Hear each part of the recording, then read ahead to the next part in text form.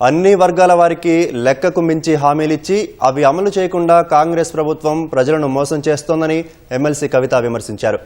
6 గ్యారంటీలు ప్రభుత్వ వైఫల్యాలపై అసెంబ్లీలో చర్చకు సిద్ధమా అని ఆమె సవాల్ విసిరారు. హైదరాబాద్ అబిడ్స్ జీపీఓ వద్ద పోస్ట్ కార్డుల ఉద్యమాన్ని కవిత ప్రారంభించారు. స్థానిక సంస్థల ఎన్నికలపై హైకోర్టు తీర్పును స్వాగతిస్తున్నామన్న కవిత బీసీలకు 42% రిజర్వేషన్లు ఇచ్చాకే నిర్వహించాలని కోరారు.